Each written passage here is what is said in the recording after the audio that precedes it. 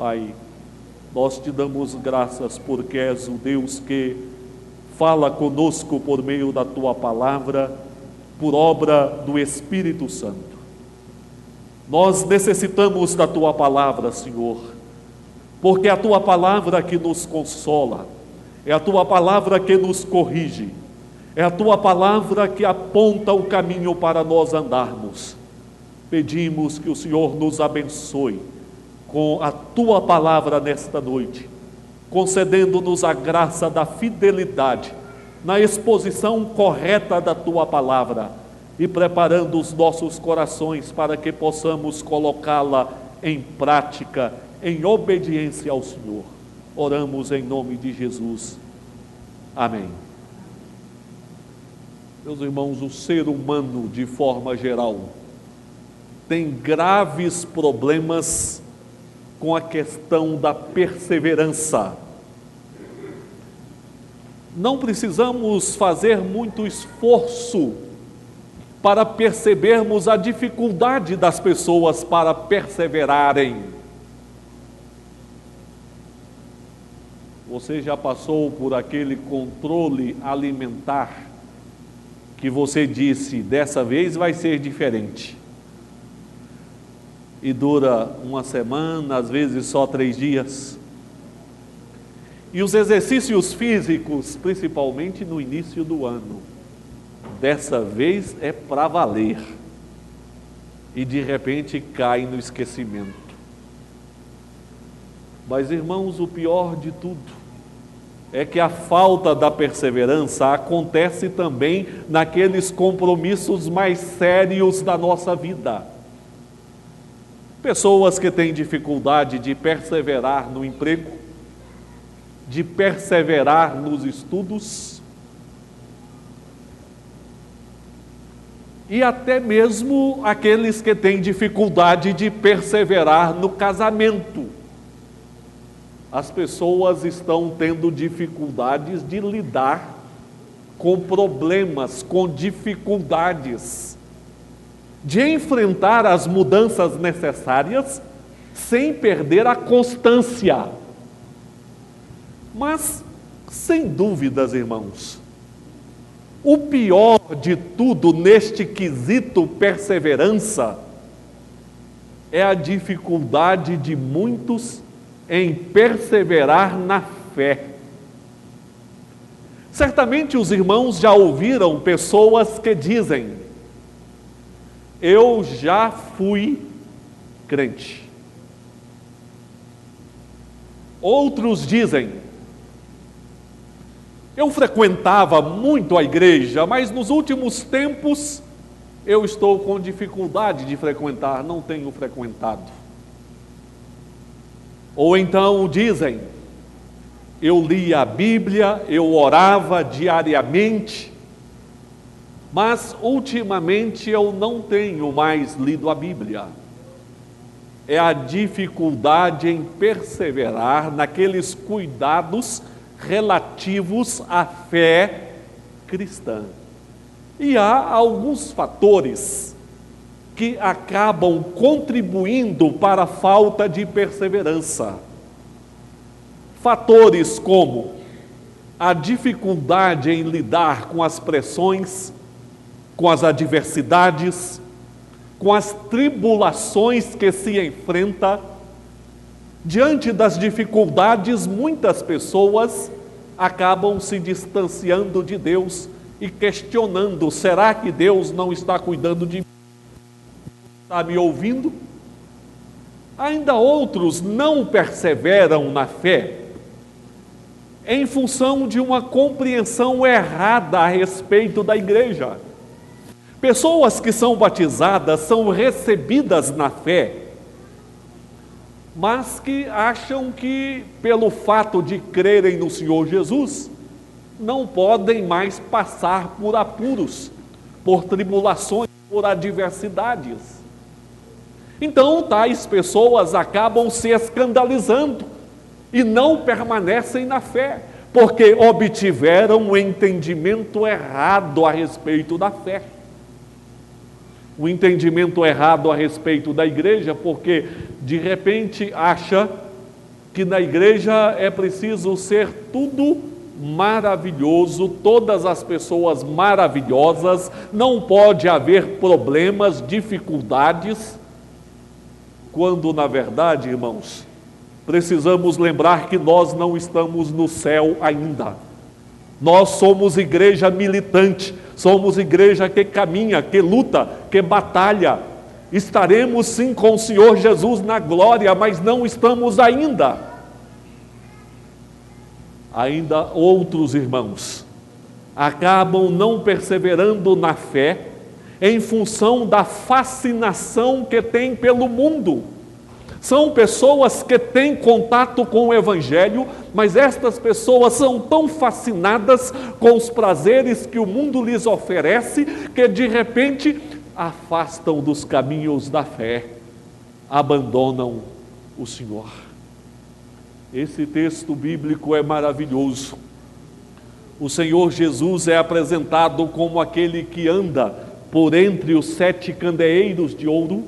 É uma referência às 7 igrejas da Ásia, mostrando que o Filho de Deus, o nosso Senhor Jesus, Ele não apenas comprou você com o seu sangue, mas Ele está presente na sua vida, presente na vida da igreja, e afirma a palavra que Ele anda por entre a igreja.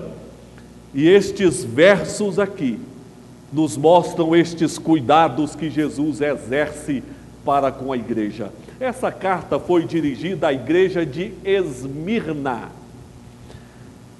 Atualmente, a cidade de Esmirna é Izmir, uma das principais cidades da Turquia. Havia em Esmirna uma considerável colônia de judeus, e a igreja foi estabelecida ali. Só que foi também em Esmirna que a igreja cristã enfrentou perseguições muito duras, até mesmo cruéis. O próprio líder da igreja, no 2º século, o bispo Policarpo, foi ou sofreu o martírio em função das perseguições ali enfrentadas.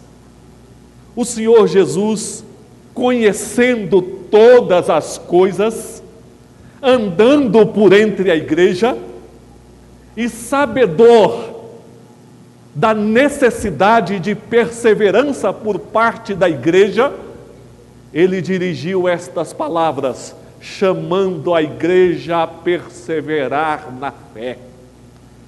Meus irmãos, nessa noite, quero chamar os irmãos para, a partir deste texto bíblico, pensarmos em alguns fundamentos da perseverança cristã.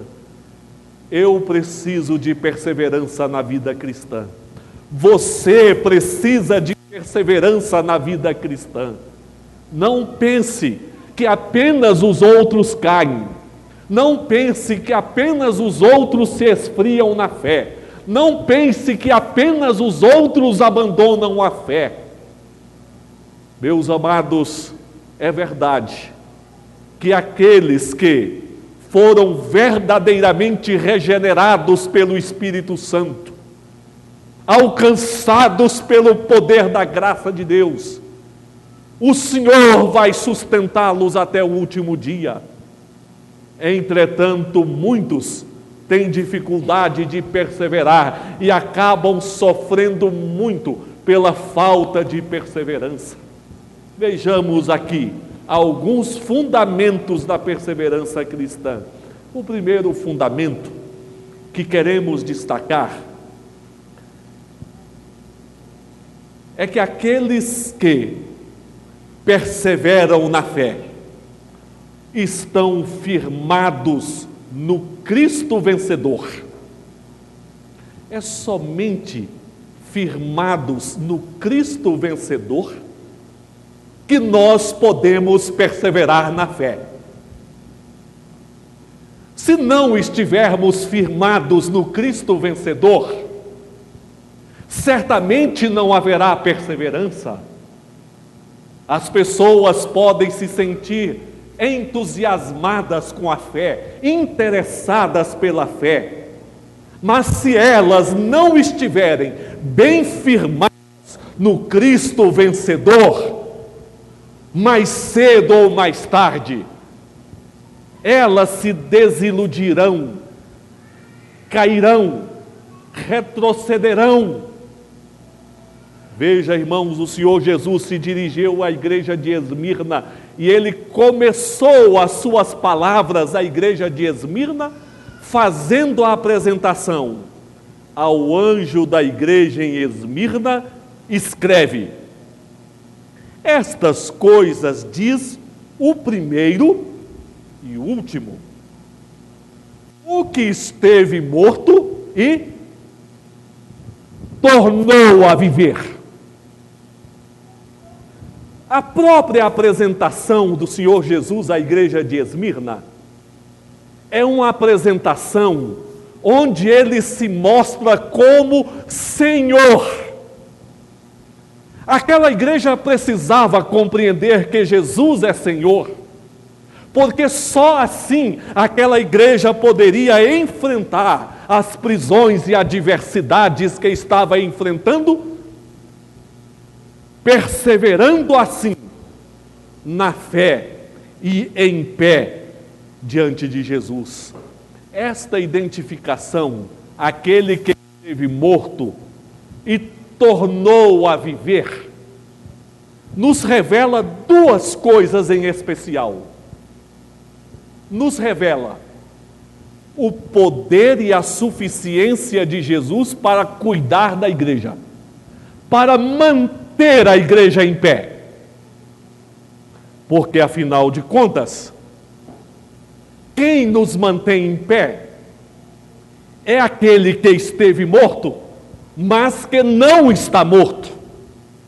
É aquele que venceu o poder da morte. É aquele que é Senhor, é aquele que reina. Portanto, ele pode cuidar da minha vida e da sua vida. Ele pode cuidar da minha fé e da sua fé, porque ele esteve morto, mas ele não está morto. Ele vive, ele anda por entre a igreja. E essa vitória que ele obteve sobre a morte é a vitória que ele estende a todo aquele que nele crê. Ah, meus amados, que coisa maravilhosa! Sobre nós podem soprar os fortes ventos das tribulações, das provas, das várias dores que nós podemos enfrentar. E então, quando você olhar para você e dizer: está difícil, eu não vou conseguir carregar os meus fardos, eu não tenho forças para vencer. Lembre de uma coisa: quem está na igreja é aquele que esteve morto e tornou a viver. Portanto, ele é suficiente para tomar o seu fardo, porque venceu a própria morte por mim e venceu por você, para que eternamente nós estejamos com ele lá na glória, no reino dos céus. Mas esta apresentação, além de revelar o poder de Jesus, ela nos revela também Jesus como referência para nós, para que, a exemplo da maneira como Jesus perseverou, nós também possamos perseverar. Jesus foi tentado pelo diabo, que quis desviá-lo da cruz. Como o diabo quer desviar você de Cristo, ele tentou desviar Jesus da cruz. O Senhor Jesus enfrentou as oposições do mundo, as críticas do mundo. O Senhor Jesus enfrentou as acusações falsas, enfrentou a prisão, enfrentou a cruz, enfrentou a morte, desceu à sepultura, não desistiu diante de todas estas ameaças, ele foi até o fim. Ele esteve morto, mas tornou a viver. No momento que você for tentado ao esfriamento da sua fé, ao descuido espiritual, você tem não apenas aquele que pode te socorrer, mas você tem aquele que é referência para você. Ora, você pode decepcionar com as pessoas, você pode decepcionar com o mundo, mas certamente você jamais decepcionará com Jesus. E Jesus fala à igreja, estando na igreja, ele diz: eu estive morto, mas tornei a viver, e estou aqui convosco, e estarei convosco até a consumação dos séculos. Meus amados, o primeiro fundamento da fé e da perseverança cristã é este: a vida precisa estar firmada no Cristo vencedor. No Cristo vencedor. Meus irmãos, digam nessa noite: podem vir tribulação, tentação, dificuldades, mas a minha vida vai estar firmada sempre naquele que esteve morto e tornou a viver. Os meus olhos vão estar firmados sempre naquele que esteve morto, mas tornou a viver. Eu vou seguir aquele que esteve morto, mas tornou a viver. Eu vou ver na igreja sempre aquele que esteve morto, mas tornou a viver. E eu vou estar na glória com aquele que esteve morto, mas tornou a viver. Mas um segundo fundamento da perseverança cristã é a compreensão da efemeridade da vida mundana. Meus irmãos, a vida neste mundo é efêmera, é passageira, e nós precisamos entender isso. Duas coisas: nós não podemos nos assustar em demasia com as tribulações dessa vida, achando que as mesmas não terão fim. E outra coisa, nós não podemos nos fascinar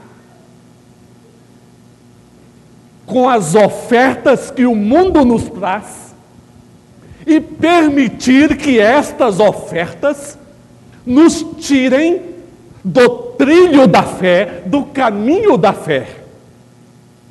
O Senhor Jesus falou à igreja de Esmirna: estive morto, tornei a viver. Conheço a tua tribulação. A tua tribulação não me é estranha, não me é desconhecida. Às vezes você, irmão, fala o seguinte: só eu sei o que eu estou passando. Nem o meu irmão que está ao meu lado na igreja conhece o que eu estou passando. Ou até mesmo ninguém se interessa pelo meu problema. Você está totalmente enganado. Você está enganado, porque o Senhor Jesus disse: eu conheço a tua tribulação. A tribulação que está aí acalentada no seu coração é conhecida pelo Senhor Jesus. Meus amados, precisamos entender que nós não estamos no céu ainda. Talvez a igreja de Esmirna estivesse na expectativa de uma palavra de Jesus nos seguintes termos: eu conheço a tua tribulação e estou colocando um ponto final na tua tribulação. Você gostaria de ouvir isso? Eu conheço a tua tribulação, mas eu estou desfazendo essa tribulação agora.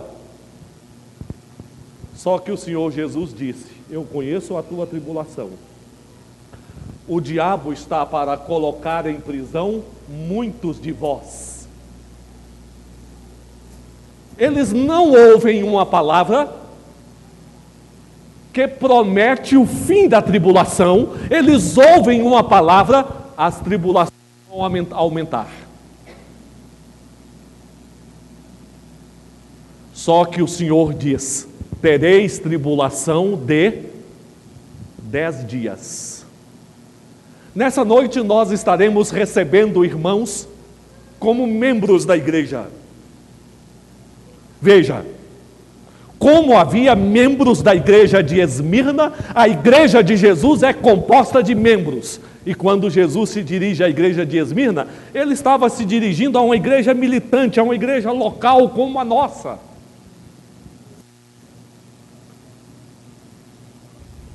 Ele diz: eu conheço a tua tribulação, mas só que tem um detalhe: a tua tribulação terá duração de 10 dias. Será efêmera, passageira, transitória, não vai durar para sempre. E nós precisamos compreender na fé cristã este fato: as tribulações não vão permanecer para sempre. Permanece para sempre a nossa fé no Senhor Jesus e as gloriosas promessas de Deus que cabalmente se cumprem, porque Ele não é homem para mentir. Então é necessário dizer para você mesmo: o meu coração está doendo, a minha alma está triste, mas ó dor, ó tristeza, você tem os dias contados. Serão 10 dias, eles passarão. Por isso não deixe as dores, as tribulações te esfriar, te desviar da fé, porque elas têm dias contados para os servos de Deus.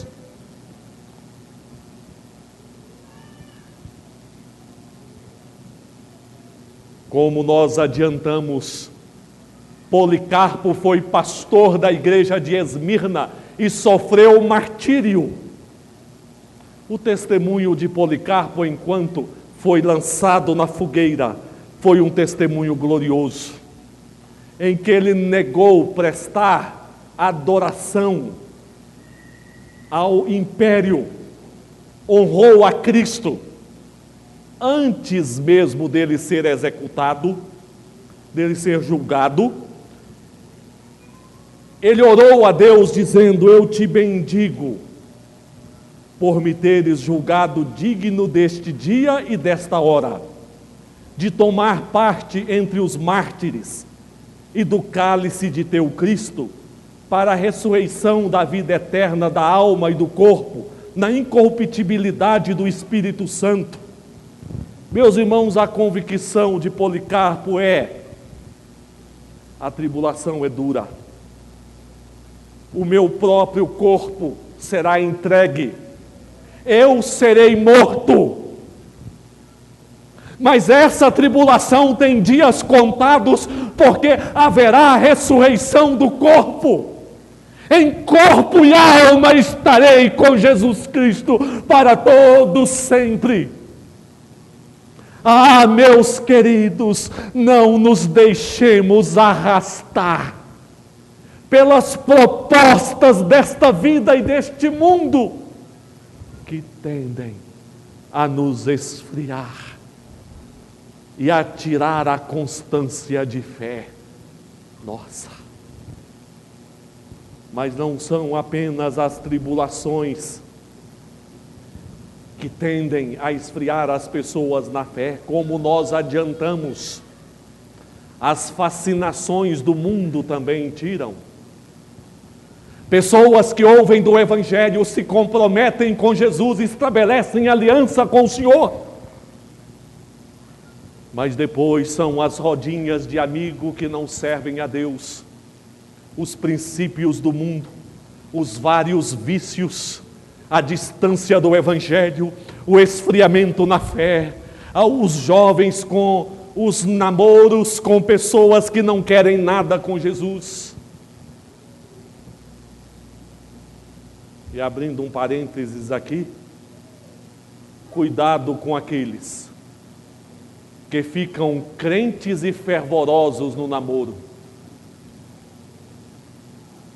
Depois que casam, parecem mais com o demônio do que com gente.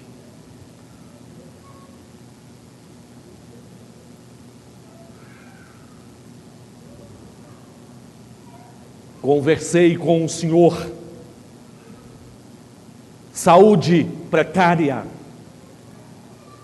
não casou e estava com AIDS.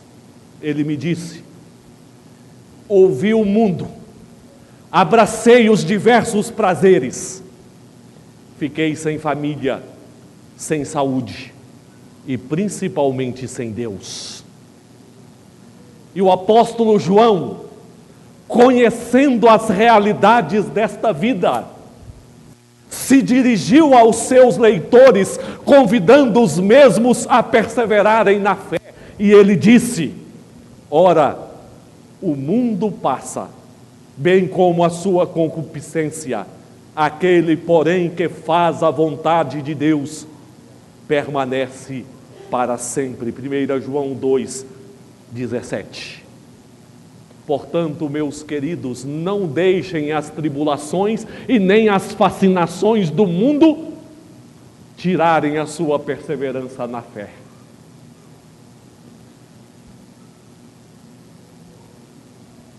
Porque o mundo passa. Entenda a efemeridade dessa vida, a transitoriedade dessa vida, e não seja ignorante com estas realidades. Deus te fez a imagem e semelhança dele, para viver aqui na terra, mas para viver na glória e eternamente com ele. Há um chamado de Deus na sua vida, mas o último fundamento da perseverança cristã que nós queremos destacar é este: a certeza do que vem depois desta vida. O Senhor Jesus disse: ser fiel até a morte, te darei a coroa da vida. E diz também: quem tem ouvidos, ouça o que o Espírito diz às igrejas. O vencedor de nenhum modo sofrerá dano da segunda morte. O que vem depois dessa vida? Inexistência, aniquilamento, reencarnação,